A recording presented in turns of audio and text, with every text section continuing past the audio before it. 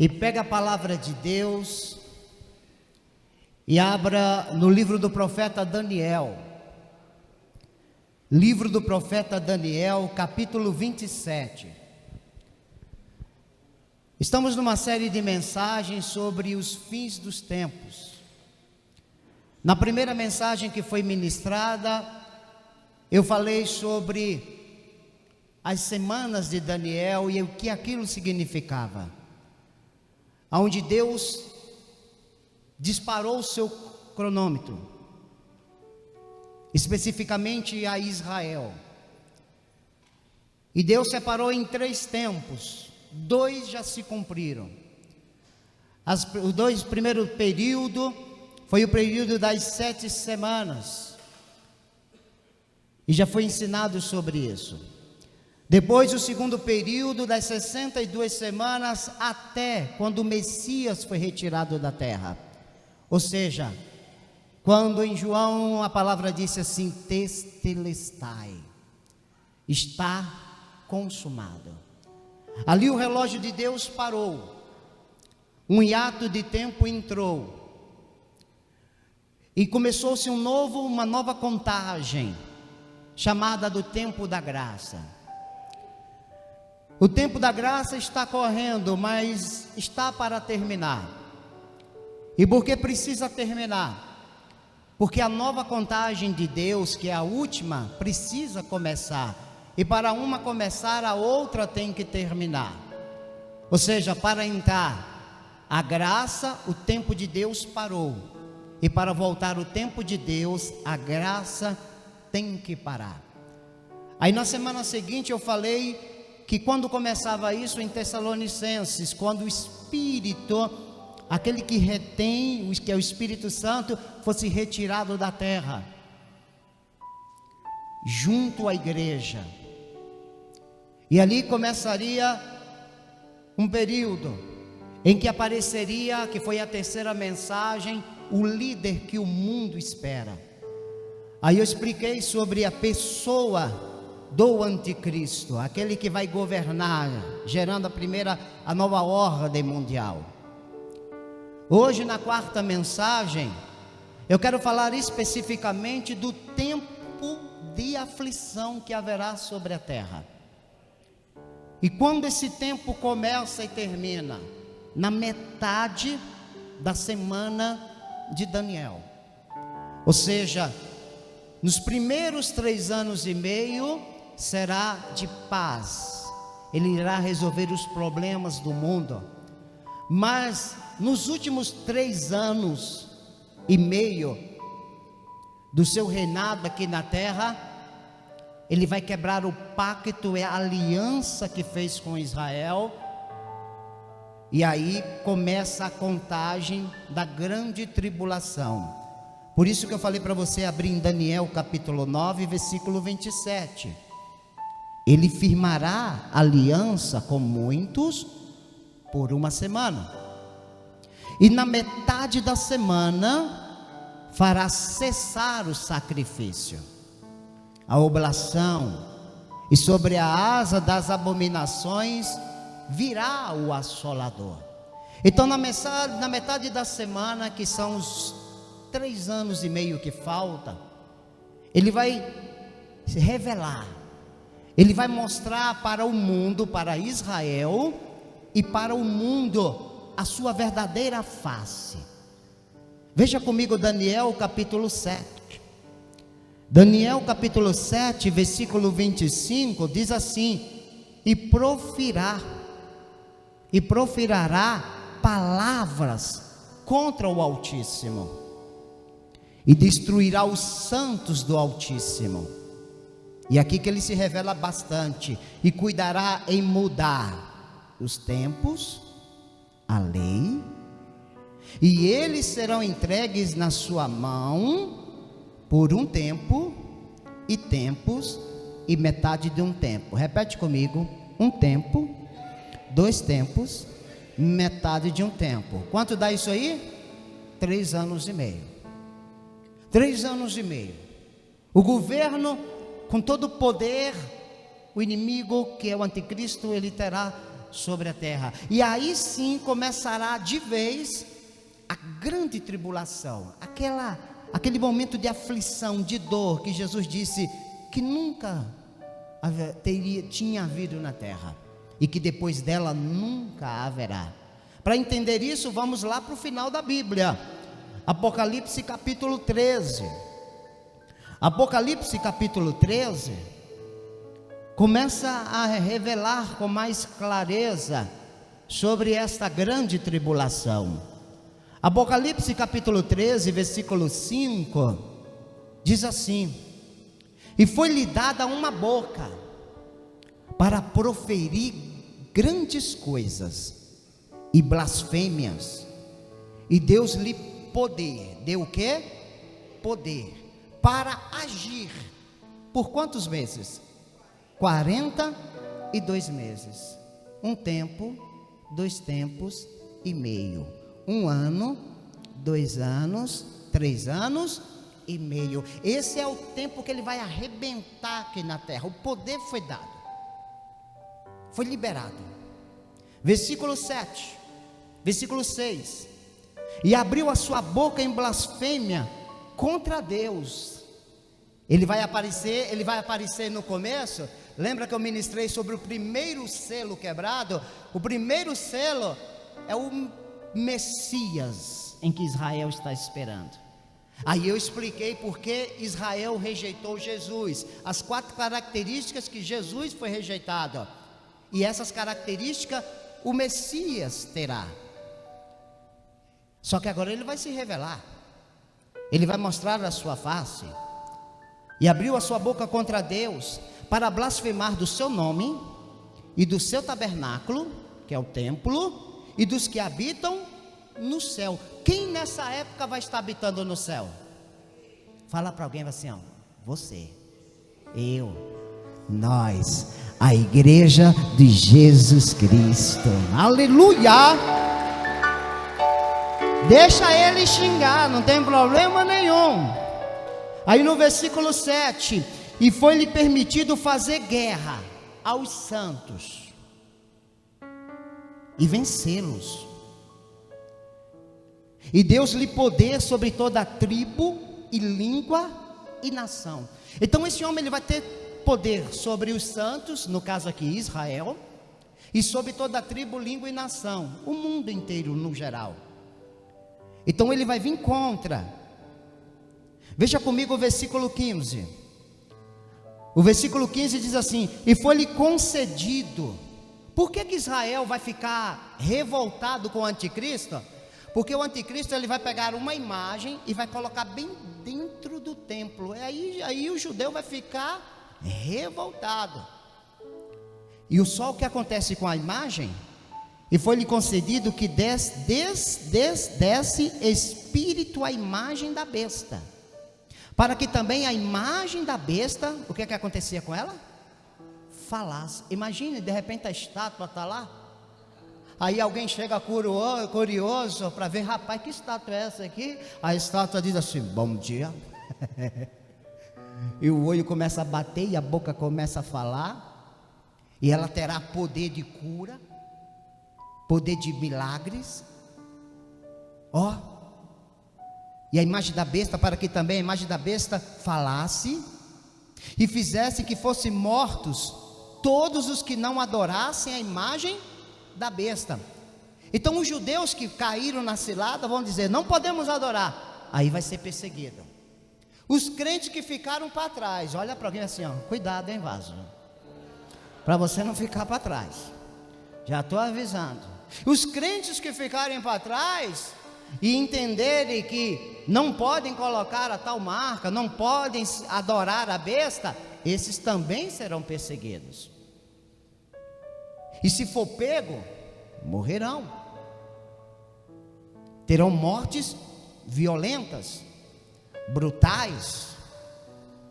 Mas tem um texto aqui que me chamou a atenção, que eu quero falar para você. Versículo 18. Versículo 18 diz assim: aqui há sabedoria.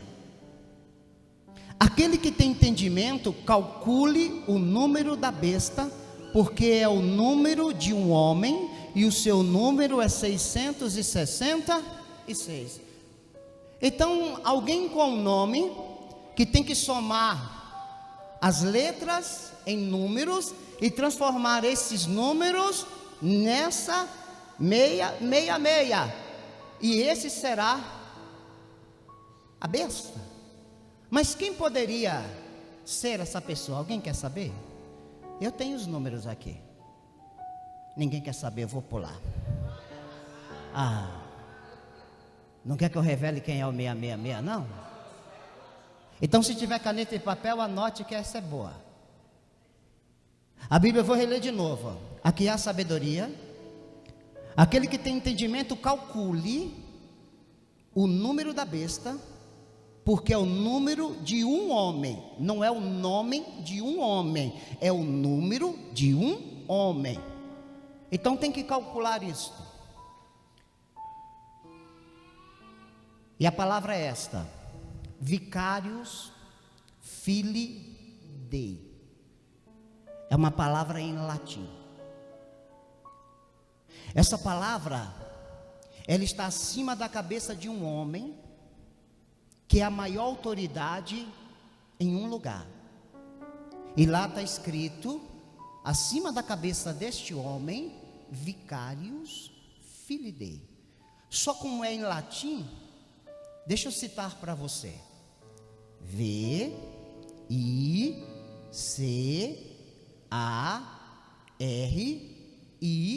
Só que em latim, não se pronuncia com é V.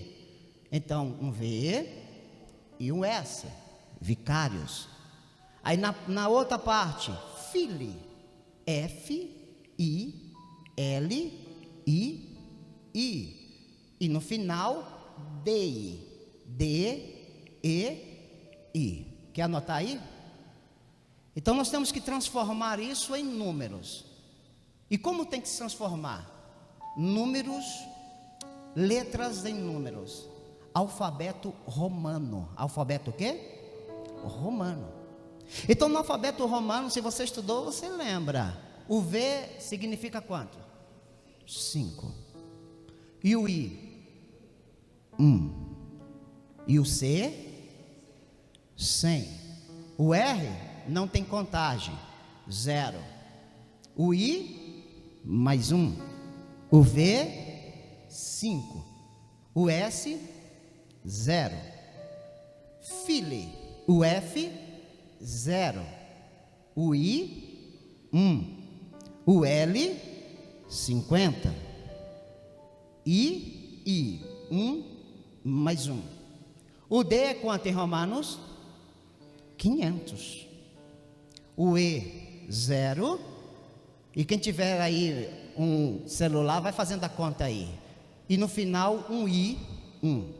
Então, alguém faz a conta aí? 5, mais 1, mais 100, mais 1, mais 5, mais 1, mais 50, mais 1, mais 1, mais 500, mais 1. Alguém fez não? Ninguém fez? Deu quanto? Por que deu 666?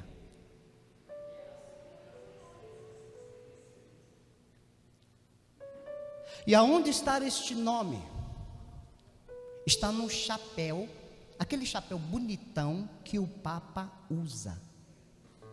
Embaixo dele, sobre a cabeça, está Vicarius Filii Dei, ou Vigário Filho de Deus. E o Papa é a segunda besta, o falso profeta.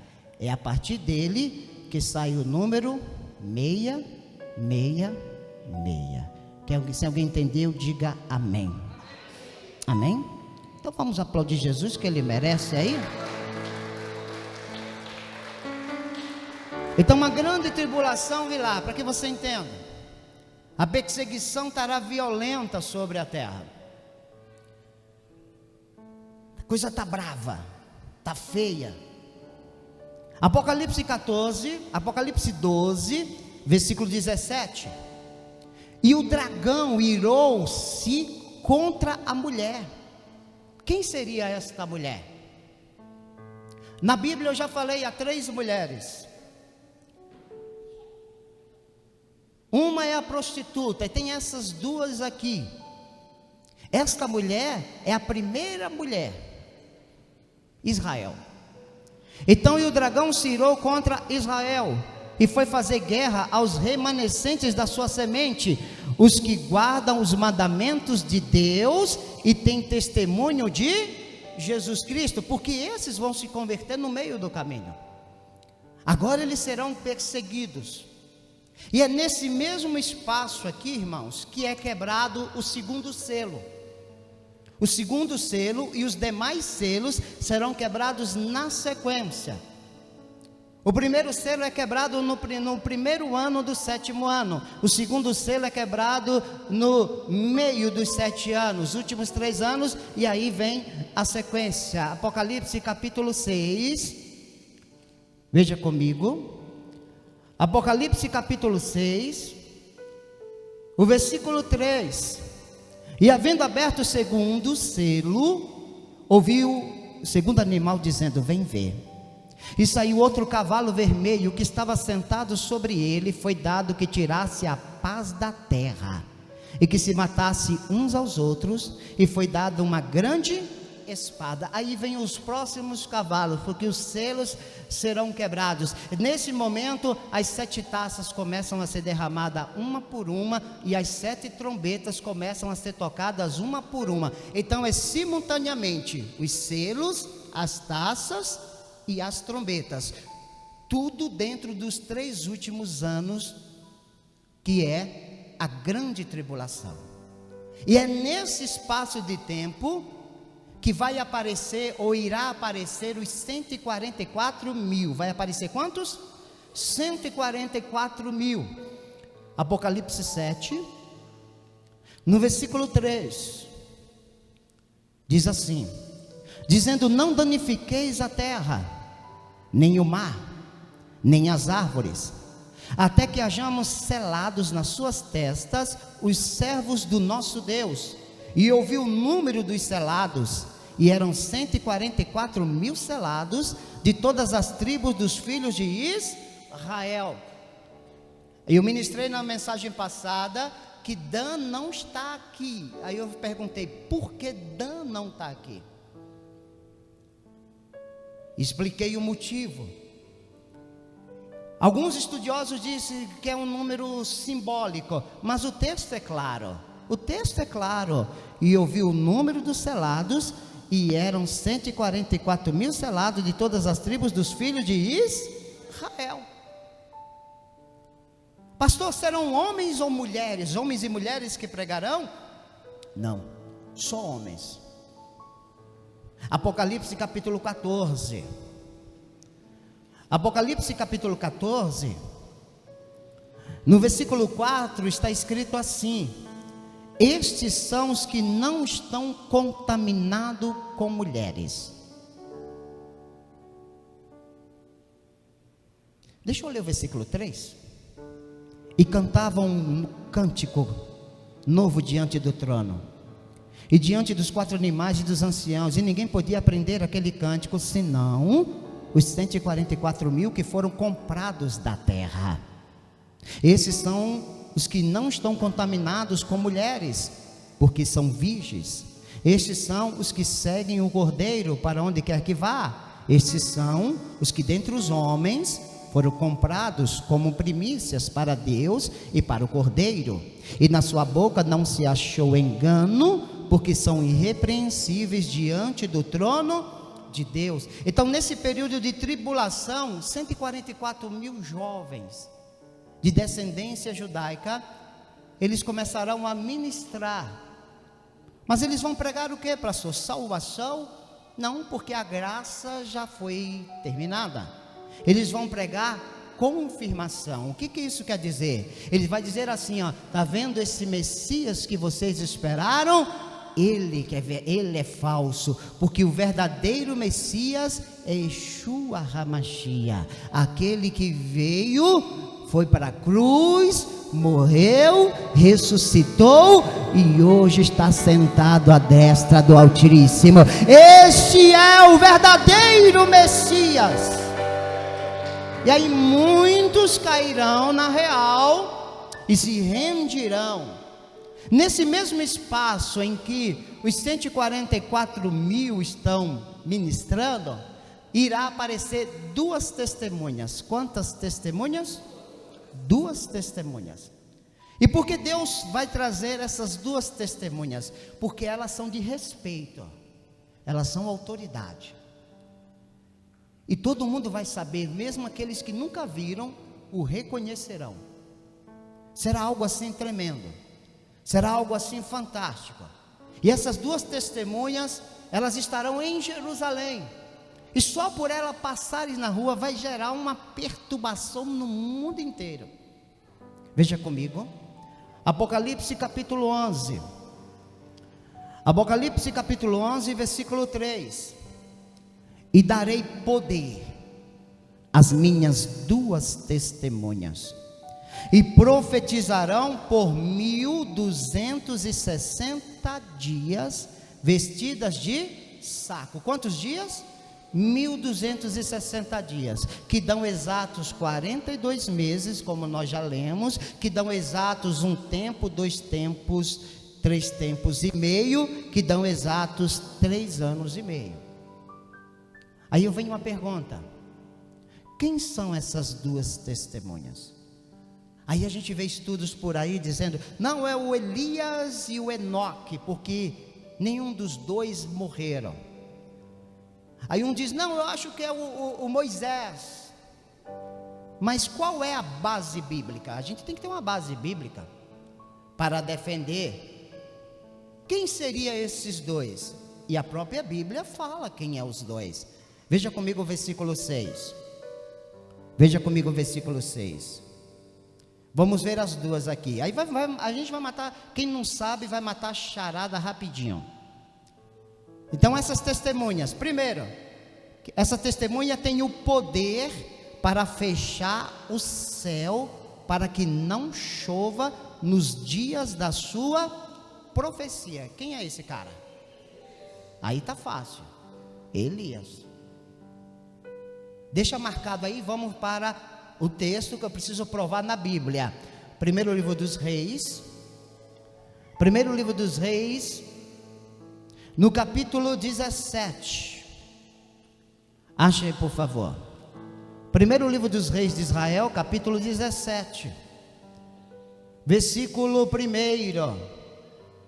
Então, Elias, o tisbita dos moradores de Gileade, disse a Acabe: vive o Senhor Deus de Israel, perante cuja face estou, que nesses anos nem orvalho, nem chuva haverá, senão segundo a minha palavra. E 3 anos sem chuva. Pastor, então quem é a segunda? Vamos voltar lá para Apocalipse, capítulo 11. Vamos ver a qualidade a primeira qualidade da primeira testemunha é que ele tem o poder de dar ordem para não chover e não chove. Já vimos que foi Elias. A segunda qualidade da segunda testemunha, e a qualidade da segunda testemunha está aqui, ó. E tem poder sobre as águas para convertê-las em sangue, e para ferir a terra com toda sorte de pragas, todas quantas vezes quiserem. Quem foi este? Moisés. Foi Moisés que feriu as águas e virou sangue, e foi Moisés que veio as pragas. Ah, pastor, mas Moisés não morreu? Como é que ele vai estar lá? Porque não teve a ressurreição. E aí vem aquele, não, mas quem morre, depois a gente vai entrar nesse assunto, não fica dormindo no pó da terra? Tem alguns pessoal que argumenta isso, e talvez você pense isso. A Bíblia diz que Moisés morreu, ok? Então se Moisés morreu, e eu não vou entrar muito, porque eu vou lá mais na frente eu vou ministrar sobre isso. Se Moisés morreu, ele deveria estar no pó da terra dormindo, não é não, Simval? É. Então, se esse conceito está certo, quem morre está descansando no pó da terra até o dia do juízo. Porém, e quando alguém vem com isso, ele vai ter que me explicar uma coisa. Qual, pastor? Mateus capítulo 17. Acha aí. Mateus capítulo 17. Olha o que está escrito. Mateus capítulo 17, versículo 1.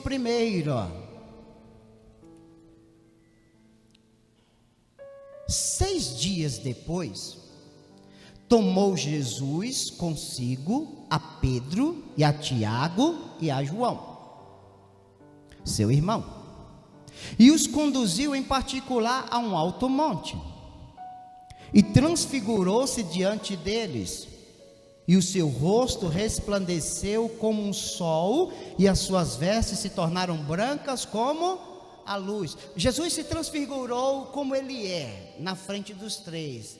Ele mostrou a sua essência, a glória. Mas me chama a atenção o versículo 3.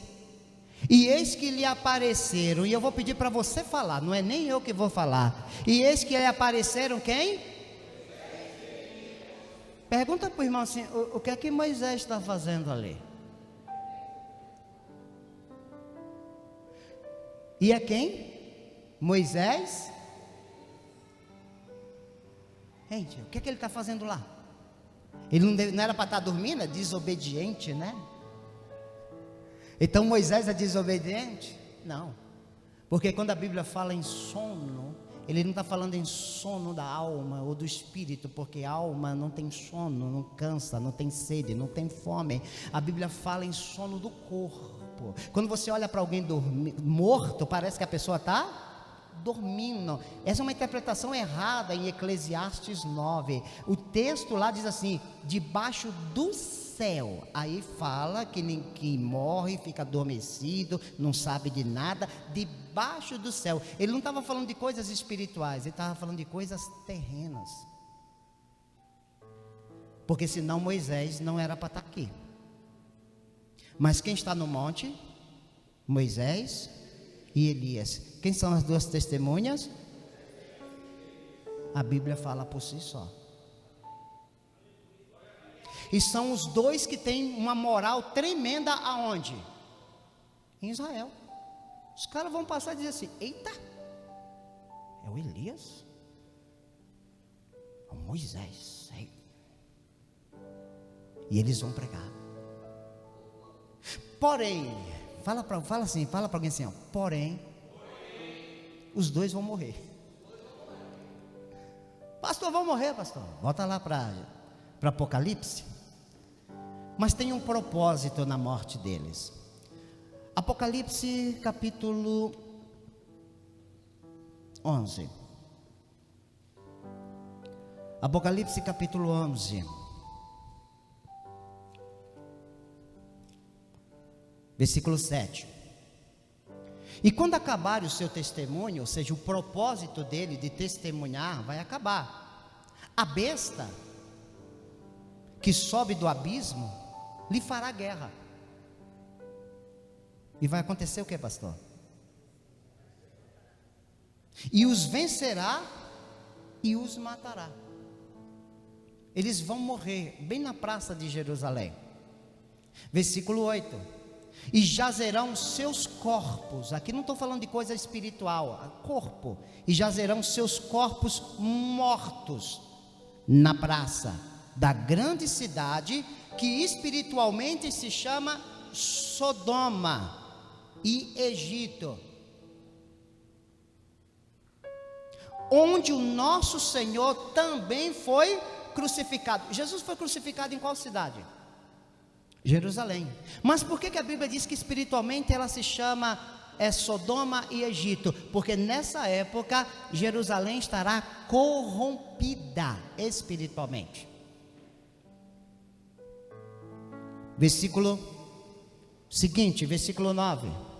E homens de vários povos, tribos, línguas, nações verão seus corpos mortos por 3 dias e meio, e não permitirão que os seus corpos mortos sejam postos em sepulcros. E os que habitam na terra se regozijarão sobre eles, se alegrarão e mandarão presente uns aos outros, porquanto esses dois profetas tinham atormentado os que habitam sobre a terra. O testemunho dele deixava eles revoltados. Aí quando eles morreram, a multidão, oh glória! O anticristo vai dizer: venci! Eu sou invencível, eu sou imbatível, eu matei os dois. E o Senhor vai deixar lá. Não enterrem eles, deixe eles apodrecerem no meio da praça, para que todos vejam que eu sou poderoso. Aí passou 3 dias, quantos dias? 3 dias e meio. Versículo 11. E depois daqueles 3 dias e meio, o Espírito de vida, vindo de Deus, veio de quem? Entrou neles, e puseram-se sobre os seus pés, e caiu grande temor sobre os que os viram. De repente, 3 dias e meio depois, alguém está passando na praça e diz assim: morreu. De repente fala assim: eita, está de pé, valei-me, o que aconteceu? Aí vai ficar todo mundo em choque, vai estar os dois de pé, mas não estavam mortos? 3 dias não apodreceram, não estavam fedendo, não estavam em decomposição. Deus deixou para mostrar o poder dele. E o que é mais lindo e maravilhoso, isso é que eu amo, versículo 12: e ouviram uma grande voz do céu. E o que é que fizeram?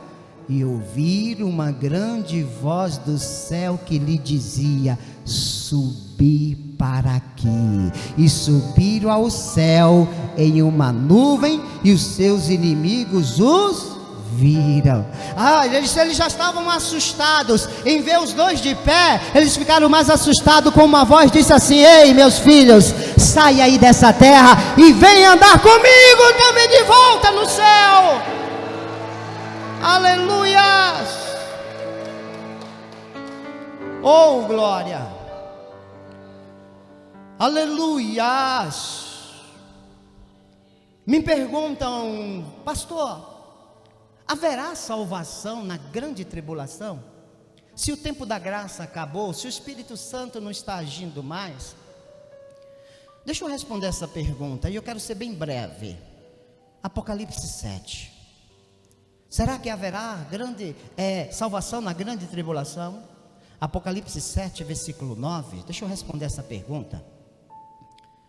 Depois destas coisas, olhei, e eis aqui uma grande multidão, a qual ninguém podia contar, de todas as nações, tribos e povos e línguas, que estavam diante do trono e perante o Cordeiro, trajando vestes brancas, com palmas nas suas mãos, e clamavam com grande voz, dizendo: salvação ao nosso Deus, que está sentado no trono, e ao Cordeiro.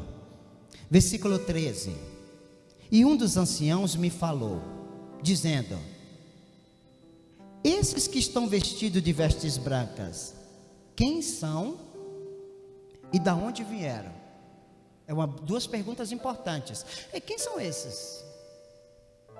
Da onde eles vieram? Quem são esses? A resposta está no versículo 14.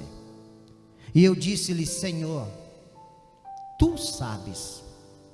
E ele disse-me: estes são os que vieram da grande tribulação, e lavaram as suas vestes e as esbranquearam no sangue do Cordeiro. Pastor, tem salvação? É lógico que tem.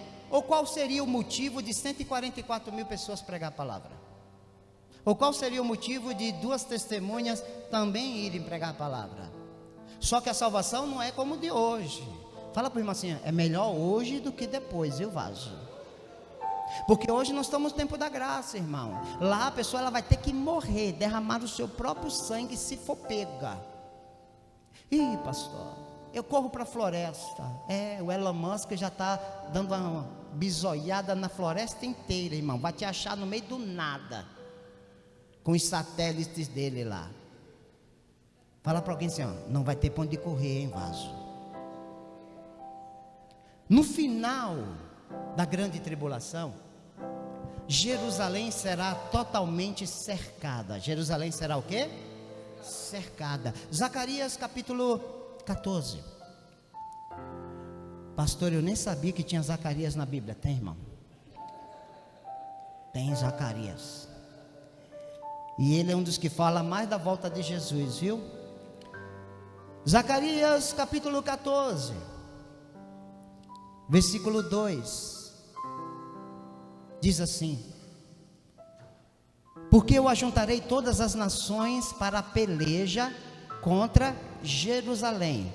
Ó, todas as nações para lutar contra Jerusalém. A cidade será tomada, as casas serão saqueadas, as mulheres forçadas, e metade da cidade sairá para o cativeiro, mas o restante do povo não será extirpado da cidade. Ou seja, nessa época, acredita-se que 90% dos judeus vão ter morrido. O bicho vai estar pegando.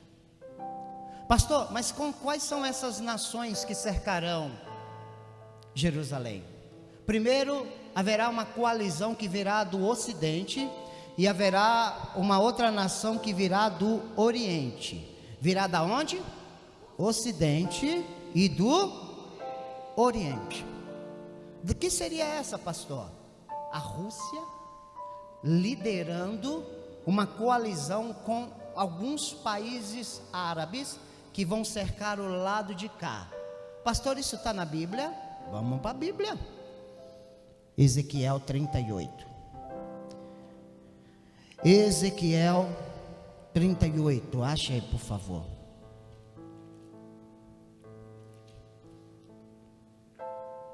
Ezequiel 38. Achei. Então haverá uma coalizão com a Rússia, e a Rússia, o comandante da Rússia, vai liderar essa coalizão junto com os árabes para cercar uma parte de Israel.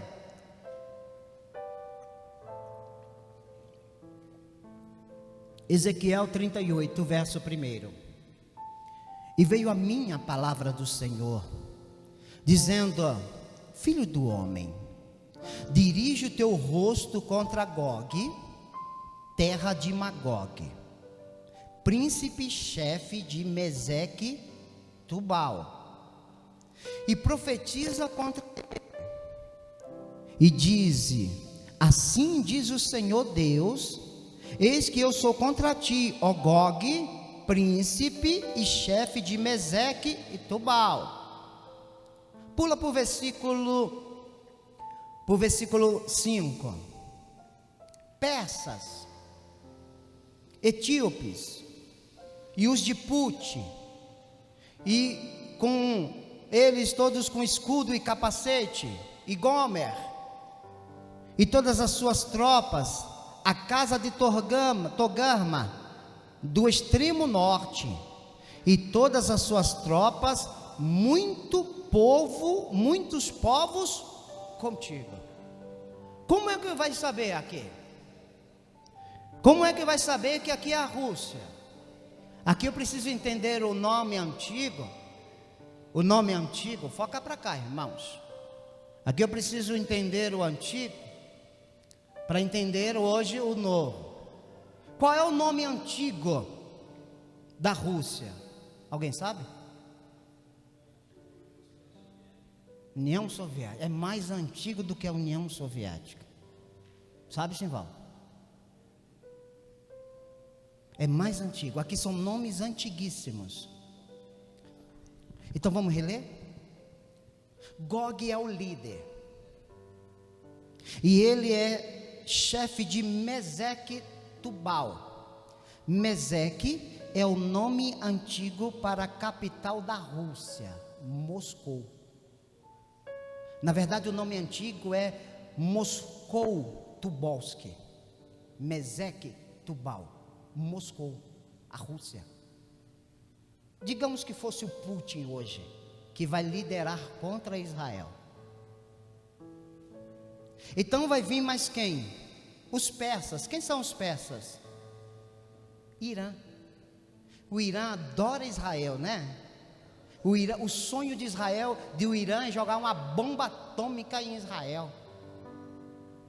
Quem mais? Os etíopes. Aí ficou mais fácil. Quem são os etíopes? A Etiópia, norte da África, países muçulmanos, irmãos. E os de Put. Quem é Put? É o nome antigo da Líbia. E Gomer, Crimeia, aonde a Rússia em 2014 invadiu, pertinho da Ucrânia, no Mar Negro. E Torgama é o nome antigo para Turquia. Então virá a Rússia, o Irã, a Líbia, a Crimeia com parte na Ucrânia e a Turquia do Ocidente. Mas não só eles, haverá outros também. E vai virar um outro inimigo do Oriente. Virá o quem? O inimigo do Oriente. Apocalipse capítulo 16. Já estou terminando. Que hoje eu estou falando só sobre os últimos 3 anos e meio. E o que estará acontecendo nesse espaço dos 3 anos e meio. Apocalipse 16. Veja comigo. Apocalipse 16. Versículo 12. E o 6º anjo derramou a sua taça sobre o grande rio Eufrates. Qual é o nome do rio? Eufrates. E a sua água secou-se para que se preparasse o caminho dos reis do Oriente. Se você for curioso, coloca no Google hoje, rio Eufrates. Você vai ficar em choque com o que está acontecendo hoje, agora, 2023. Sabe o que está acontecendo? O rio está secando e ninguém sabe por quê. O rio hoje, 2023, o rio está secando numa maneira rápida. Ele é um grande rio e ele está diminuindo a água e afinando e afinando. E a Bíblia diz porque o rio tem que secar para que a tropa que vem do Oriente consiga passar. Versículo 13. E da boca do dragão, e da boca da besta, e da boca do falso profeta, vi sair 3 espíritos imundos, semelhante a rãs, porque são espíritos de demônios, que fazendo milagres, vão ao encontro dos reis da terra e de todo o mundo para os congregar para a batalha daquele grande dia do Deus Todo-Poderoso. Então, os espíritos de engano vai tomar conta desses reinos, desses governantes. E esses governantes perturbados, eles vão vir contra Israel. Apocalipse 9. Já vou terminar. Apocalipse 9 fala de umas coisas interessantes aqui. Eu estou falando tudo isso que está acontecendo nos 3 anos e meio finais. Apocalipse 9, versículo 16. E o número dos exércitos dos cavaleiros eram de 200 milhões. E eu vi o número deles. É um exército tão grande, de 200 milhões. Alguém tem noção de qual é hoje o maior exército do mundo? China, em soldados. Coincidência? Não existe coincidência. Versículo 17. E assim vi os cavalos nessa visão, e os que sobre eles cavalgavam tinham couraça de fogo, e de jacinto, e de enxofre. E as cabeças dos cavalos eram como cabeças de leões, e de suas bocas saíam fogo, fumaça e enxofre. Versículo 18. Por esses 3 foi morta a 1/3 parte dos homens, isto é, pelo fogo, pela fumaça e pelo enxofre. Repete comigo aí. A 1/3 parte dos homens na terra vão morrer. Por causa, fogo, fumaça e enxofre. Repete comigo: fogo, fumaça e enxofre.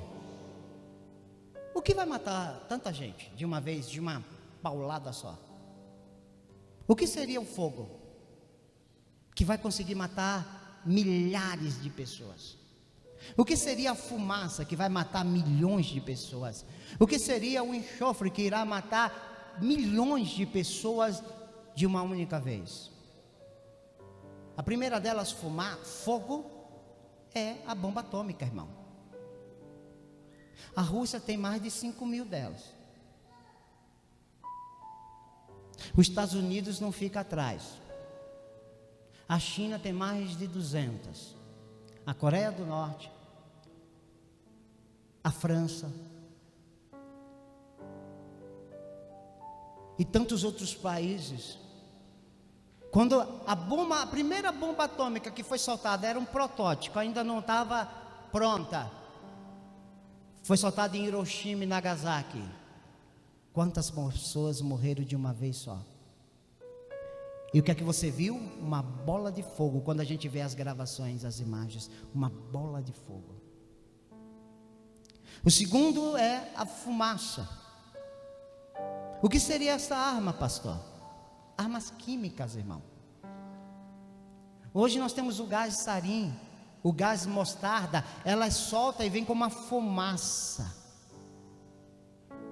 Saddam Hussein usou isso para matar os iraquianos do seu próprio povo. Ela é proibida de tão letal que é. Ela cozinha a pessoa de dentro para fora. E ela vem como uma fumaça. E o enxofre, pastor? Armas biológicas. Nós tivemos aí 2 anos um exemplo pequenininho. O que é que aconteceu há 2 anos atrás? O Covid. E você acha que o Covid é natural? O Covid é uma arma biológica criada nos laboratórios da China. E só uma coisinha que soltou já fez o arregaço, como se diz, já arrebentou. Imagine todo mundo soltando as suas armas. E é nesse período que milhões morrerão. Aqueles que ficaram na terra. Mas aqueles que foram lavados e remidos, e antes de tudo isso se rendeu a Jesus Cristo, estará nas bodas do Cordeiro, na festa, estará recebendo noiva. Sim, o noivo estará com um sorrisão, dizendo: venha minha noiva, venha tomar posse. Aleluia. Oh, glórias a Deus. Versículo 19: porque o poder deles está na sua boca e na sua cauda, porquanto as suas caudas são semelhantes a serpentes. Por que o Senhor crava aqui a China, pastor? Alguém sabe qual é o símbolo? Qual é o símbolo da China? Um dragão. Corta as asas do dragão, vira o quê? E a China é um país cristão? Comunista, que persegue os cristãos. Exatamente como a Rússia, que se unirão, cercarão Israel. E quando o anticristo estiver olhando e dizendo: agora já era, vamos acabar de matar essa raça de miserável, vamos acabar com tudo, os tanques, as armas apontadas, as aeronaves passando por cima, o exército cercou a cidade inteira, e eles dizem: agora vai acabar. Aí, meu amigo, eles vão ter que olhar para o céu. Eles vão ter que olhar para o céu. Fala para alguém assim, ó: eles vão ter que parar tudo e olhar para o céu. Pastor, o que é que vai acontecer? Para terminar, e daqui nós começamos a mensagem da semana que vem, Mateus capítulo 24. Mateus capítulo 24. Enquanto o anticristo, o falso profeta, enquanto as nações estão achando que vão destruir Israel, aí de repente eles vão ser obrigados a olhar para o alto. E no versículo 29 diz assim: e logo depois da aflição daqueles dias, o sol escurecerá, a lua não dará sua luz, e as estrelas cairão do céu, e as potências do céu serão abaladas. Então aparecerá no céu o sinal do Filho do Homem, e todas as tribos da terra se lamentarão e verão o Filho do Homem vindo sobre as nuvens do céu com poder e grande glória. Todos vão ver Jesus Cristo voltando, e ao lado de Jesus Cristo a noiva, os lavados e remidos pelo sangue do Cordeiro. Aplauda bem forte o Senhor. Aleluia.